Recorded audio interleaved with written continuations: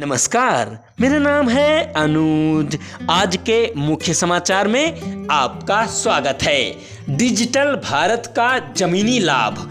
मोदी सरकार हर स्तर पर अर्थव्यवस्था को डिजिटल कर रही है। इस दिशा में एक बड़ा कार्य देश के भूमि रिकॉर्ड एवं खसरा खतौनी के डिजिटलीकरण का चल रहा है। इसके पूरा होने पर भूमि विवाद, मुकदमेबाजी, जमीन से जुड़े भ्रष्टाचार के अधिकांश मामले खत्म हो जाएंगे। उत्तर प्रदेश में देवरिया की घटना को तात्कालिक रूप से भले ही जमीन विवाद, आपसी रंजिश और प्रशासनिक लापरवाही माना जाए, लेकिन मूल रूप से इसके लिए देश का खराब भूमि प्रबंधन ही जिम्मेदार है। यही कारण है कि देवरिया जैसी घटनाएं देश में हर रोज घटती होती हैं। देश का भूमि प्रबंधन घटिया नक्शों, हस्तलिखित भूमि रिकॉर्ड एवं खसरा खतौनी में फैला है और यही कानूनी विवादों और भ्रष्टाचार की जड़ है। उपग्रह और कृत्रिम मेधा वाले इस युग में भी भारत का भू संसाधन उन कानूनों से चल रहा है जो अंग्रेज हमें देकर गए थे। उल्लेखनीय है कि अंग्रेजों ने राजस्व विभाग और भू पंजीकरण की दोहरी व्यवस्था को लागू किया था, क्योंकि उनका उद्देश्य राजस्व जुटाना था। तमाम खामियों से भरी यह व्यवस्था आज भी जारी है। यही कारण है कि भारत जमीन के मुकदमों का महासागर बन चुका है। न्यायालयों में सिविल के जितने भी मामले हैं, उनमें 66% भूमि या संपत्ति के विवाद से जुड़े हैं। नीति आयोग की एक रिपोर्ट के अनुसार भूमि विवादों को हल करने में औसतन 20 साल लगते हैं। इससे न केवल अदालतों पर बोझ बढ़ता है, बल्कि मुकदमेबाजी में बहुमूल्य जमीन भी फंस जाती है, जिससे उद्योगों एवं परियोजनाओं के लिए जमीन की उपलब्धता प्रभावित होती है। भूमि रिकॉर्ड के आधुनिकीकरण के लिए वर्ष 2008 में राष्ट्रीय भूमि अभिलेख आधुनिकीकरण कार्यक्रम शुरू किया गया था, लेकिन राजनीतिक इच्छा शक्ति की कमी, सरकारों की अरुचि, प्रशासनिक शिथिलता आदि के चलते योजना कागजों से आगे नहीं बढ़ पाई। जमीन को लेकर बढ़ते विवाद, भ्रष्टाचार और मुकदमेबाजी की समस्या के स्थायी समाधान के लिए मोदी सरकार ने 2016 में डिजिटल इंडिया भूमि अभिलेख आधुनिकीकरण कार्यक्रम शुरू किया।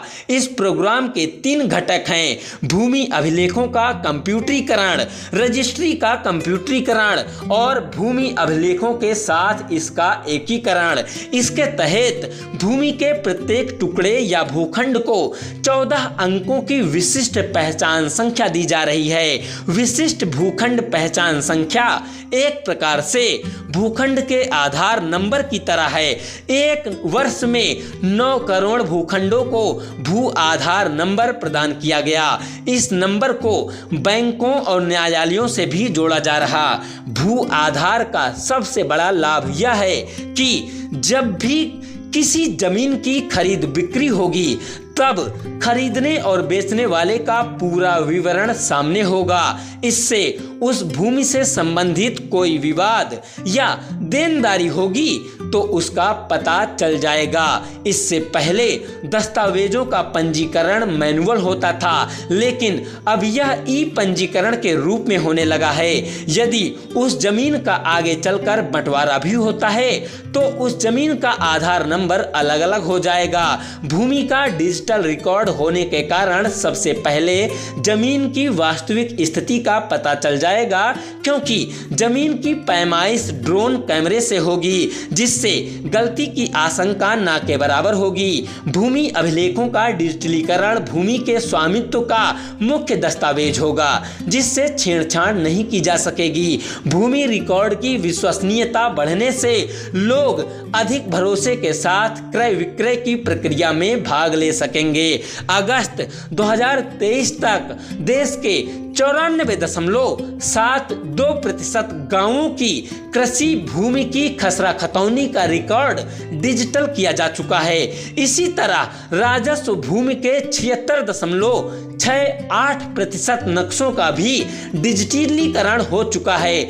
मोदी सरकार ने मार्च 2024 तक देश के सभी गांवों की भूमि का रिकॉर्ड डिजिटल करने का लक्ष्य रखा है। भूमि रिकॉर्ड तक पहुंच में एक बड़ी बाधा भाषा की रही है, क्योंकि सभी रिकॉर्ड या तो हिंदी में होते हैं या अंग्रेजी में। इस समस्या को दूर करने के लिए सरकार ने भूमि अभिलेखों को 22 भारतीय भाषाओं में दर्ज करने की योजना बनाई है।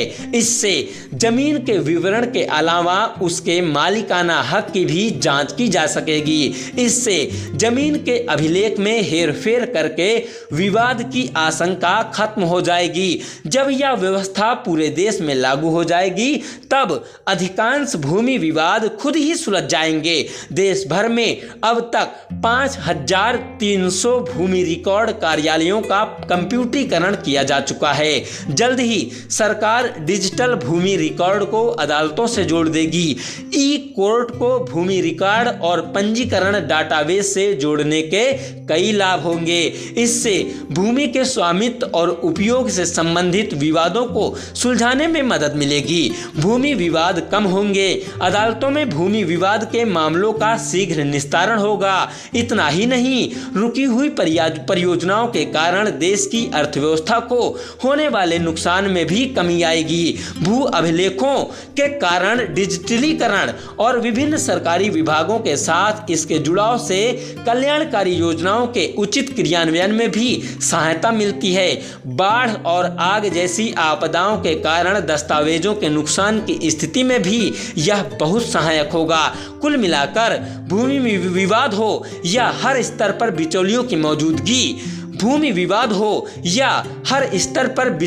मौजूदगी, इन समस्याओं का समाधान तभी होगा जब देश की आर्थिकी डिजिटल हो।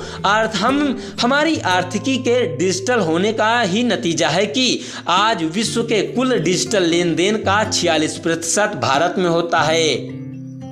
बहुत बहुत धन्यवाद।